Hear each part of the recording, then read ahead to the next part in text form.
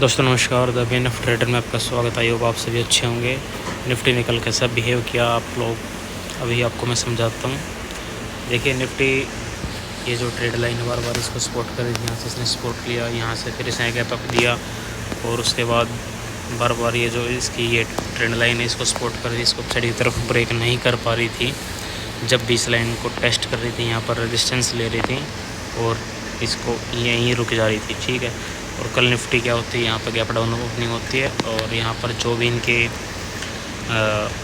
SL थे बाहर लोगों के, वो एसएल कटे। जो किसका पॉइंट था, इसने ये ब्रेक किया 24,550 के आसपास इसने ब्रेक किया। इसने वन साइडेड फॉल दिया था जो कि एक अच्छा खासा फॉल था और उसके बाद इसने एक अच्छी खासी रेंज बनाई। इस रेंज में रहने के बाद इसने इसको ब्रेक डाउन किया है और इसका जो प्लस में जो गैप था यहाँ पे उसको इसने कर दिया, ठीक है।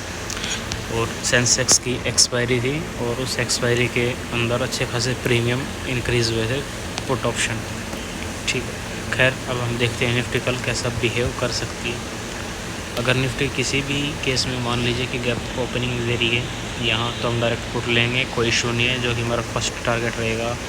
और अगर निफ्टी यहाँ ओपनिंग देती है 24,870 के आसपास, तो हमारा जो फर्स्ट टारगेट रहेगा 750 का रहेगा और जो हमारा सेकंड टारगेट रहेगा 620 का रहेगा। हमारा फाइनल टारगेट रहेगा 24,570 का, ठीक है। अगर निफ्टी कल गैप डाउन ओपनिंग देती है, जो कि गैप डाउन हम लेके चल रहे हैं 24,570 के आसपास, अगर निफ्टी कल यहाँ ओपनिंग देती है, जो कि काफ़ी चांसेस हैं कि निफ्टी कल 115 या 117 के आसपास गैप डाउन दे, तो यहाँ देती है हमें पुट बाइंग नहीं करनी है, हमें इंतज़ार करना है।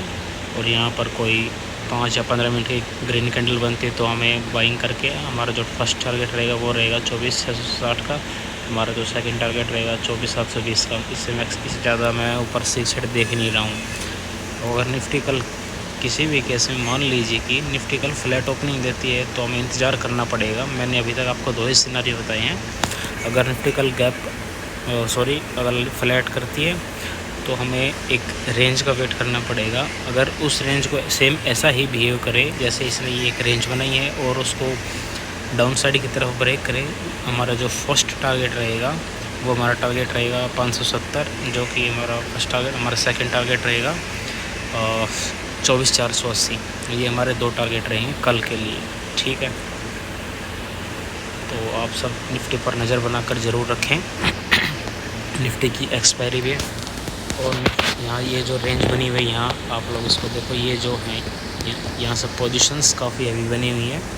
तो अगर निफ्टी इस रेंज में फंस गई कल गैप डाउन होके, एक बार मान लीजिए कि निफ्टी यहाँ ओपनिंग दे रही है और अप साइड चली गई 130 पॉइंट, उसके बाद वापसी इसी रेंज में फंस गई, तो पूरे दिन ऐसे ही निकल जाएगा। कोई हीरो जीरो कोई खास ट्रेड बनेगी नहीं, बस स्कैल्पिंग ही होगा।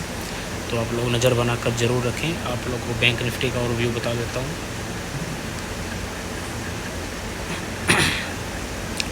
पंद्रह मिनट चार्ट पर बता देता हूँ बैंक निफ्टी का।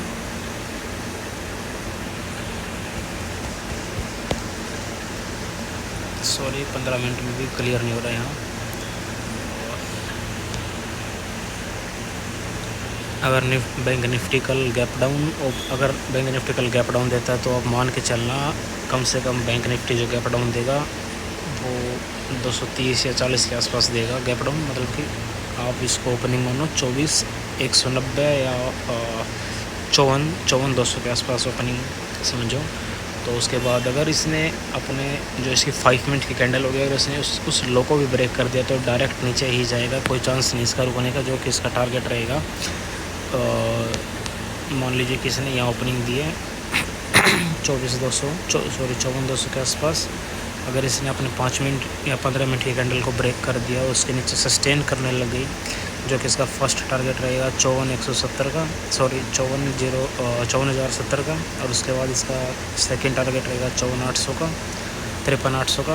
और फाइनल टारगेट रहेगा, जो मैंने ये ओरिजिनल लाइन लगा रखी है, इसका फाइनल टारगेट है इंट्राडे के लिए। यहाँ पर इसका ये सपोर्ट एरिया है, तो इससे नीचे जाएगा नहीं। तो आप लोग नज़र बनाकर ज़रूर रखें। अगर बहुत ही ज़्यादा गैप डाउन ओपनिंग देता है, जो कितना पॉसिबल है नहीं, लग नहीं रहा, तो ये जो गैप है इसको फिल करेगा।